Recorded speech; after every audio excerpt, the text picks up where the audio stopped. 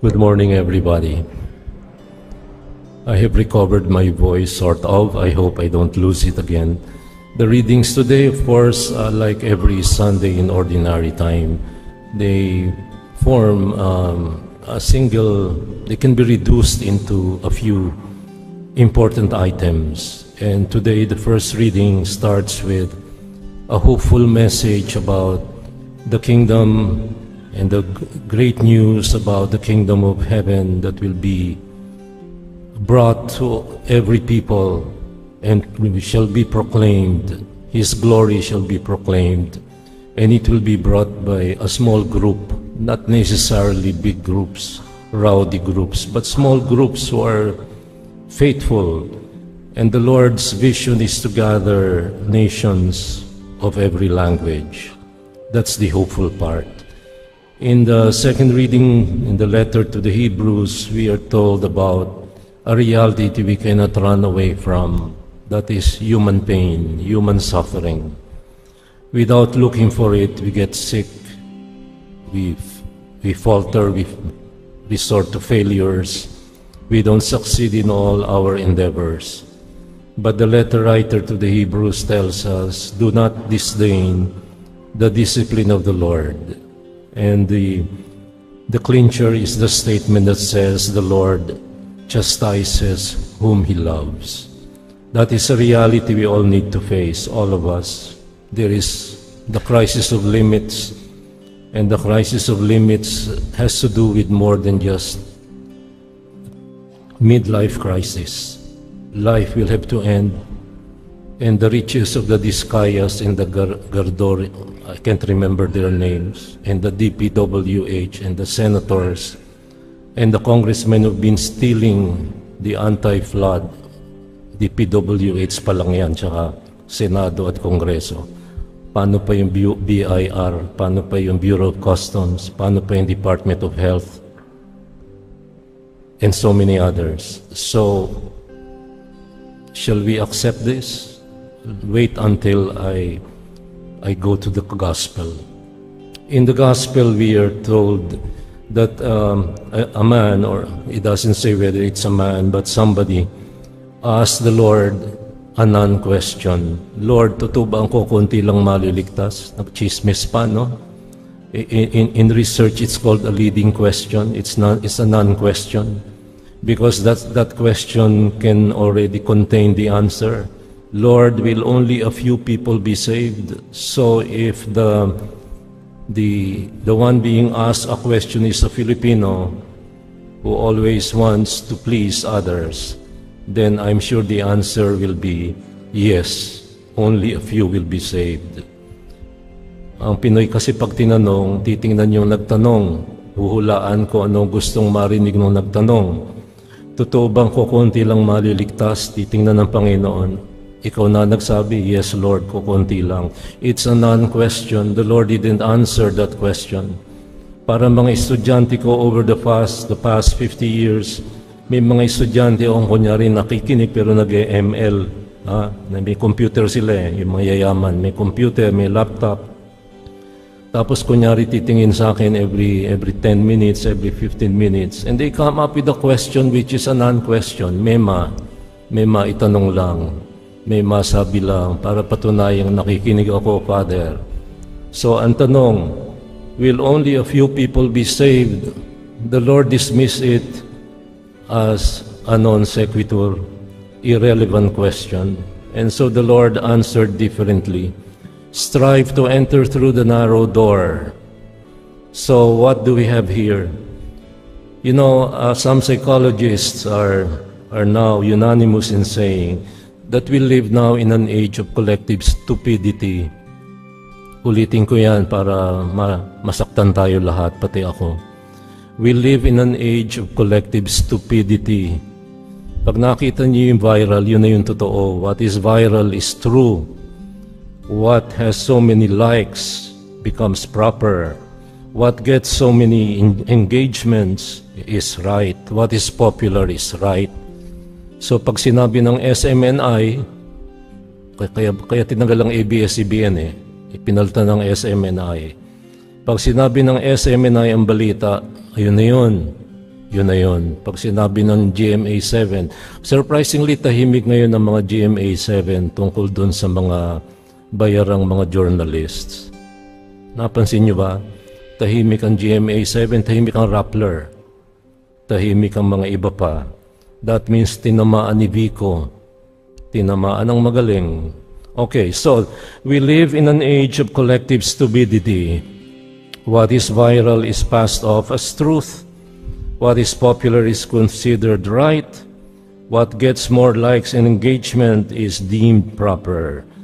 Today, the young man or the young person, apart from asking a non-question, which is a leading question, not valid in research, is actually a mathematical question. Nagkwenta yung pobre. Sabi niya, konti lang ba nagbilang? Maliligtas kaya si Diskaya? Ewan natin. Maliligtas ba si Napoles? Siya lang ang nakulong, hindi yung mga senators. There is something wrong with our morality as a people. Si Napoles ay utusan ng mga senators at mga congressmen, pero si Napoles lamang ang nakulong. I'm not saying she's right. I'm just telling you what is the fact. Yung isa pa nga na nanggagalit, nandidiri sa mga magnanakaw, kasama siya doon. Pero siya ngayon ang nandidiri. Today, the mathematical question is a non-question that should not be our question. Our question ought to be, hindi maliligtas kaya si Diskaya, baka makulong, pero yung mga kakampi niya sa DPWH, hindi. Yung head, yung mga regional, yung mga provincial, ang makakulong dyan yung mga runner, yung mga taga-takbo, yung utusan, yung mga nakamotor lang, yung naka-Bentley na 35 million ang halaga, hindi makukulong yan. The Lord in the second reading tells us, do not disdain the discipline of the Lord. Yes, it is good for us to accept pain if we didn't look for it.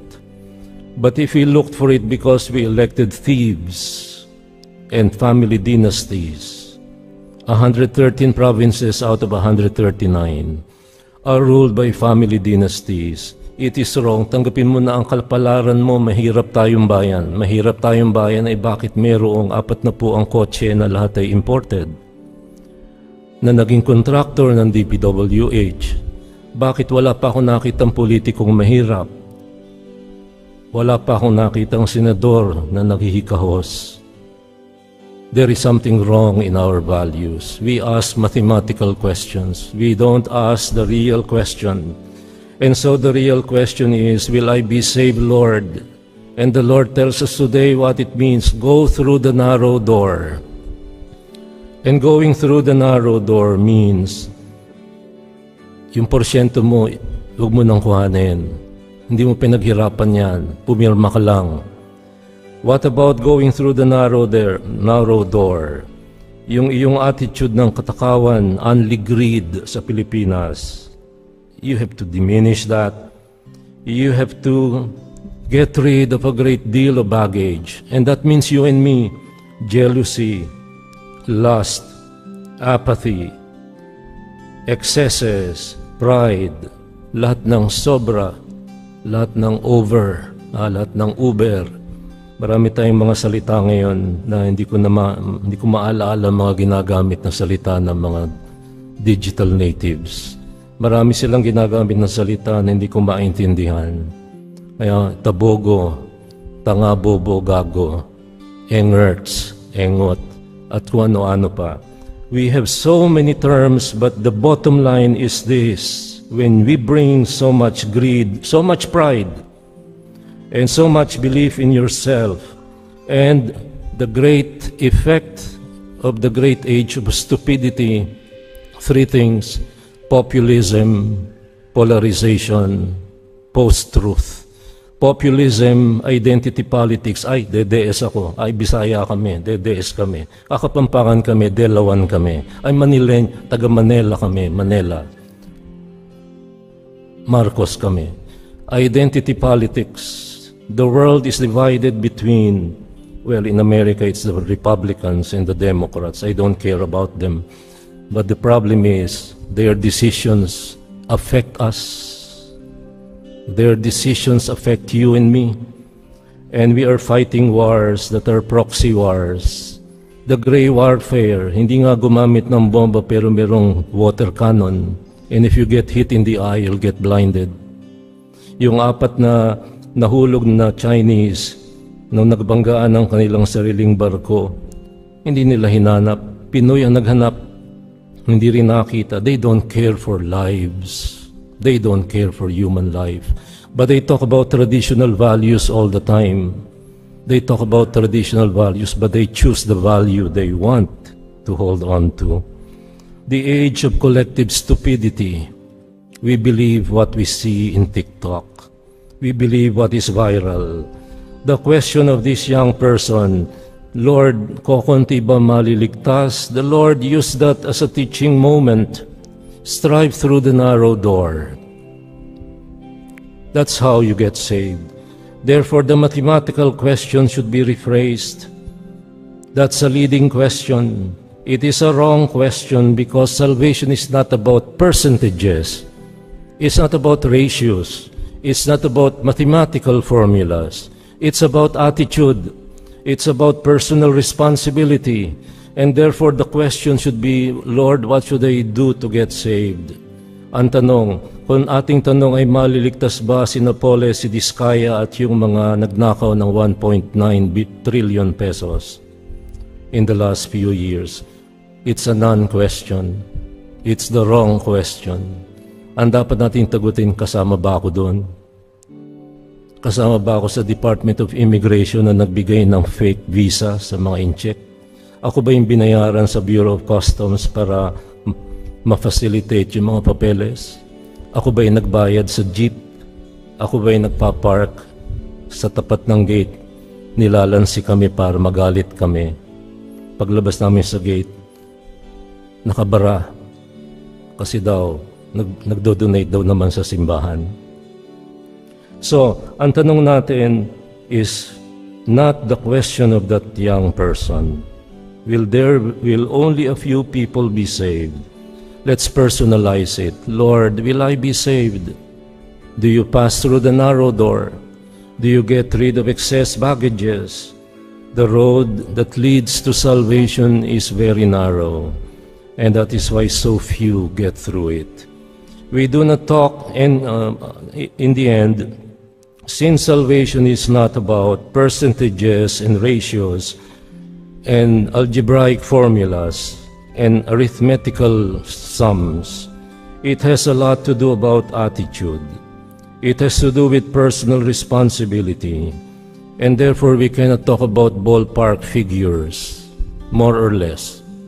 We cannot talk about più o meno, humigit kumulang. Hindi, Katoliko ka ba? Kristiyano ka ba? Nakikinig ka ba sa turo ng simbahan? Nagbabayad ka ba ng buwis? Yung kotse mong 4 sa nakaparada sa tapat ng paradahan ng kapitbahay mo, yung isa nasa kanto. We do not talk of ballpark figures. We talk about us, we talk about me. And that is why when we started the Mass, we said, I confess to Almighty God and to you, my brothers and sisters, and to all the Virgin Mary and all the saints. We confess to Almighty God.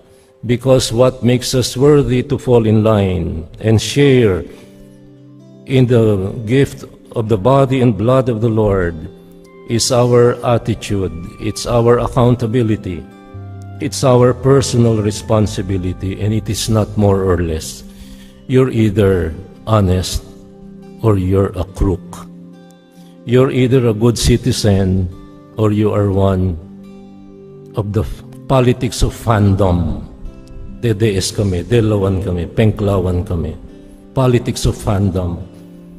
Our Father is the ruler, and God is the author of all authority. From Him comes all authority. Kung ikaw ay fanatic follower ng isa, that's politics of fandom. That's politics of identity. It's not politics of the common good. It is not politics of the people of God. Because we don't join the worship, the journey towards hope. We are pilgrims of hope. the journey towards a kingdom of peace, of justice. Hindi, kampi ka sa mga Chinese eh. Bakit? May nahihita. May nahihita. Bakit ka kakampi sa mga na pumapatay ng ating mga sundalo through water cannons? Bakit?